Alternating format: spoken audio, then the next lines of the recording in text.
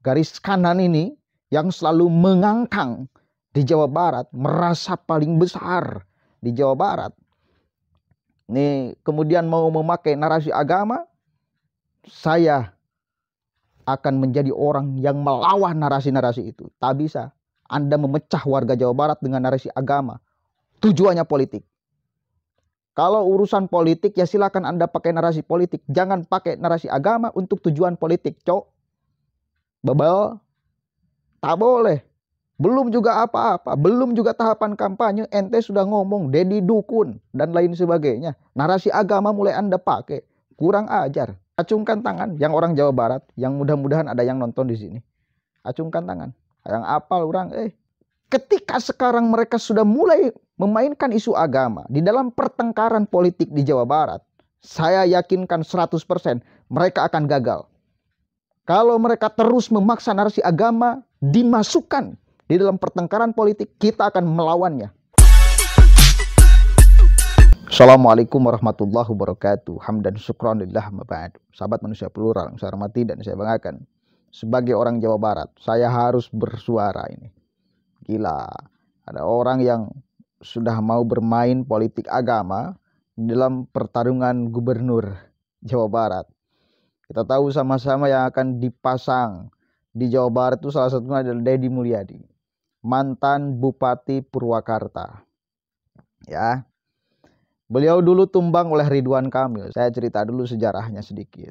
Jadi dulu itu pernah bertarung lawan Ridwan Kamil dan Deddy Mulyadi itu tumbang karena salah satu isu yang diangkat oleh lawan politiknya adalah isu agama. Kita tahu sama-sama betapa kerennya Deddy Mulyadi di dalam merawat, merumat kebudayaan. Awas, jangan kau anggap itu sebagai kemusyrikan. Oke lah, terserah Anda mau menganggap itu sebagai kemusyrikan. Terserah. Kalau Anda memahami sepicik itu di dalam urusan agama. Tak apa-apa. Mari kita kemudian bertarung narasi. Kalau memang narasi itu masih akan laku di pemilihan gubernur Jawa Barat tahun ini. Kirain saya sekarang sudah tak akan lagi pakai isu itu. Ternyata Alfian Tanjung mulai mengangkat lagi isu agama untuk menghantam Deddy Mulyadi. Saya yakin warga Jawa Barat itu tidak sebodoh yang Alfian Tanjung bayangkan. Tak sebodoh itu. Muslim di Jakarta, khususnya yang ada di sekeliling Taman Ismail Marzuki ini, menolak kedatangan si Deddy Raja Musyrik. Karena apa? Karena dia memasyarakatkan kemusyrikan. Saudara-saudara kita umat Islam di Purwakarta mengeluh, tertekan karena punya rencana untuk mendirikan 1000 patung di Purwakarta. Yang kedua, si Deddy ini pernah membuat pernyataan bahwasanya suara seruling lebih indah daripada suara Al-Quran. Sejumlah ulama dari Purwakarta, Jawa Barat melaporkan Bupati Purwakarta Deddy Mulyadi ke Kepolisian Daerah Jawa Barat atas dugaan penistaan agama dalam 2 buah buku karangannya. Seperti contohnya apabila dia menjadi presiden nanti akan meminjam dan memindahkan Ka'bah ke Purwakarta agar warga tidak jauh-jauh naik haji. Siap perang lawan kemusyrikan, siap perang lawan Hinduisasi, siap perang lawan patung-patung musyrik, siap perang lawan raja syirik. Takbir! Ini kan kalau kita lihat track recordnya si Deddy Mulyadi ini kan dia ya dukun-dukunan dan nyerang FPI seingat saya. Tapi mungkin sebelum masuk ke sana yang terlalu jauh, apa respon Bung Alfian atas calon gubernur yang didukung oleh PSI dan yang didukung oleh PKS? Silakan respon awal ya Bung Alfian. Yang didukung oleh selain PKS tenggelamkan. Yang didukung oleh PKS, Alfian Tanjung bagian daripada proses-proses yang membuat PKS eksis di Jawa Barat dan PKS siap untuk memberikan titik ruang basis untuk P3, untuk Partai Umat, Partai Masyumi, Partai Bulan Bintang, semua partai-partai Islam adalah keluarga politik utama di Jawa Barat. Maka kemenangan kejayaan Islam di Jawa Barat adalah eksisnya PKS sebagai partai yang dominan, muncul dan eksisnya P3, muncul dan eksisnya PBB, Partai Umat, Partai Masyumi, dan partai-partai lain yang mungkin sudah terdaftar dan ikut kembali. Itu saja respon awal, tenggelamkan yang memusuhi aspirasi umat Islam, apalagi cenderung musyrik, apalagi pernah berseberangan dan berbenturan dengan Habib Rizik. Wah, nggak ada ceritanya. Tenggelamkan, maka kita akan memenangkan pasangan Ahmad Sayhu dan Ilham Habibie sebagai pintu besar, ruang besar umat Islam untuk bergerak politik ke depannya. Bung kameramen. Saya salah satu orang yang akan berada di barisan terdepan mengawal Pak Deddy Mulyadi di Jawa Barat ini. Tah nanti masuk relawan atau enggak peduli. Yang jelas suara hati saya, suara batin saya, ya, pemikiran saya, Pak Deddy Mulyadi adalah orang yang tepat untuk memimpin Jawa Barat. Saudara, apalagi berhadapan dengan kelompok-kelompok yang model begituan. Kita akan konsolidasikan seluruh kekuatan yang kita miliki untuk kemudian dihibahkan kepada Pak Deddy Mulyadi. Tanpa pamrih, betapa legengnya kelompok kanan di Jawa Barat khususnya.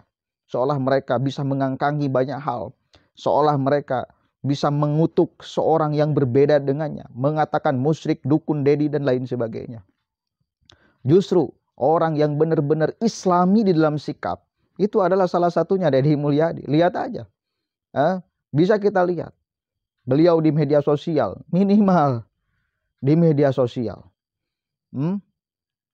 Itu adalah nilai-nilai Islam yang beliau itu selalu kedepankan. Membantu orang dan lain sebagainya. Itu Deddy Mulyadi, bos. Dan sekali lagi narasi Islam, narasi kemudian menyudutkan Deddy Mulyadi seolah adalah memusuhi Islam, itu narasi yang mestinya tidak laku untuk tahun sekarang. Karena Deddy Mulyadi itu sudah membuktikan bahwa dirinya yang pertama bukan musyrik, itu adalah merumat kebudayaan. Yang kedua memang secara kepribadian adalah baik. Lihat aja beliau, kebudayaan siapa yang gembar-gembor. Warga Jawa Barat nih, khusus untuk Jawa Barat. Silakan Anda cek siapa yang selalu kemudian menggunakan bahasa Sunda dipakai, dibanggakan di dunia nasional. Deddy Mulyadi lah salah satu orang yang selalu berada di paling depan untuk kemudian mengkampanyekan bahasa daerah kita. Dan ini adalah kebanggaan kita. Kebanggaan warga Jawa Barat menurut saya. Kebanggaan warga Jawa Barat.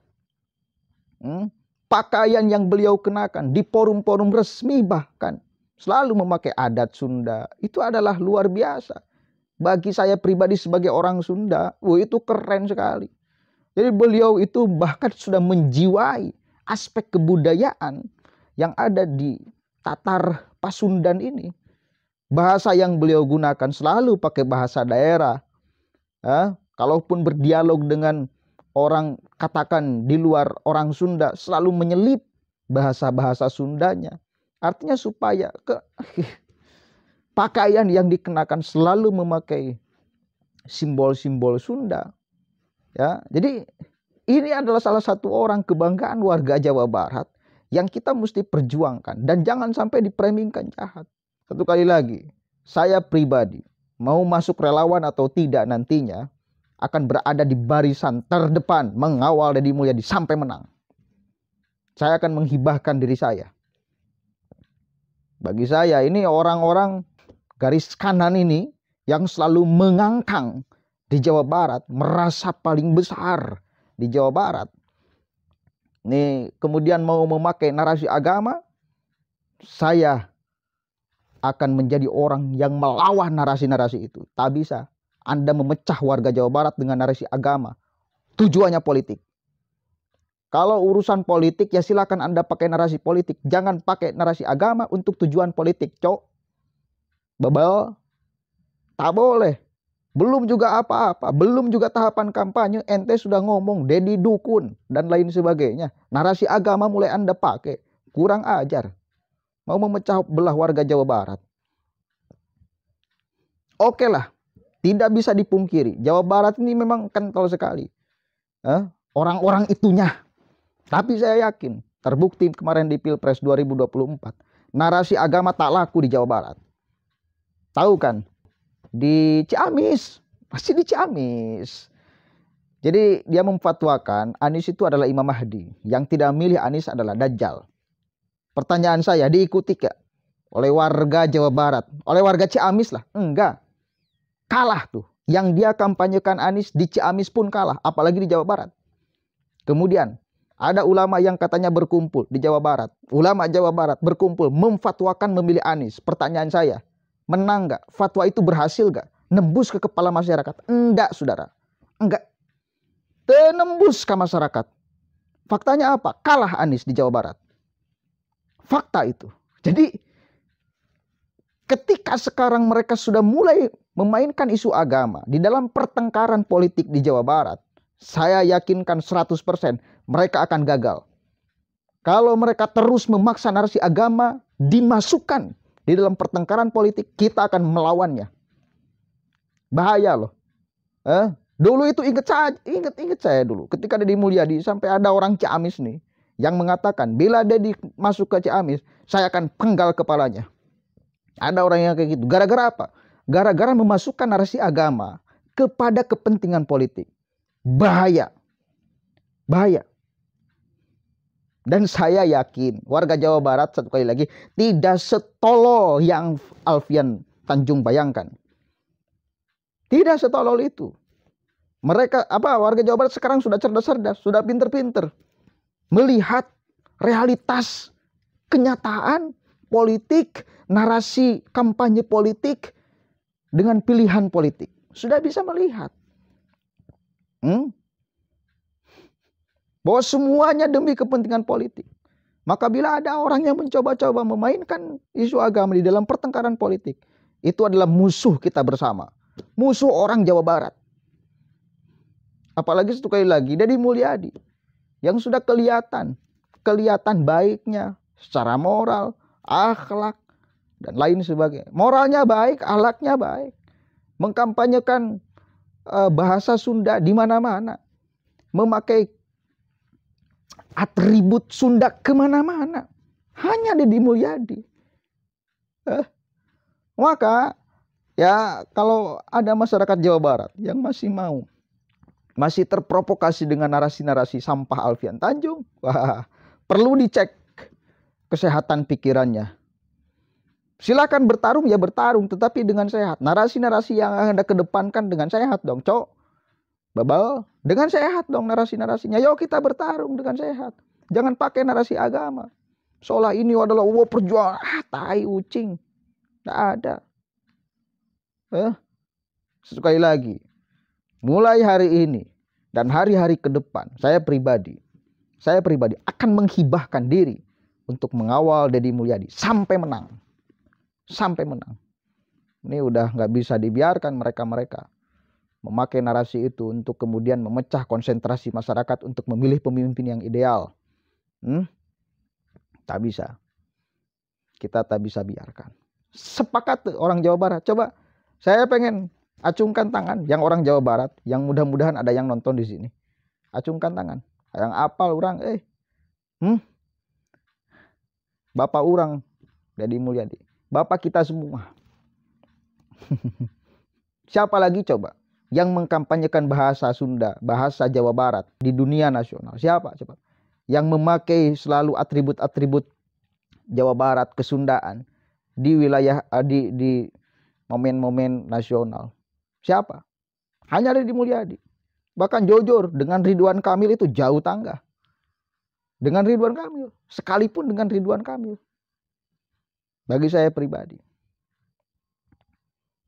Makanya all out Deddy Mulyadi sampai menang. Saya bukan relawan. Belum dibentuk mungkin relawannya juga ya. Tapi hati saya akan mengawal beliau sampai menang. Saya akan mengkonsolidasikan ini kepada seluruh masyarakat. Minimal di kampung saya. Di kabupaten tempat saya tinggal. Di wilayah-wilayah yang saya banyak kenal. Di Jawa Barat khususnya. Saya akan konsolidasikan. Dan bila ada masyarakat yang masih terpengaruh dengan narasi-narasi itu, saya akan kasih paham pelan-pelan. Saya akan kasih paham pelan-pelan. Jangan mau diprovokasi. Assalamualaikum warahmatullahi wabarakatuh.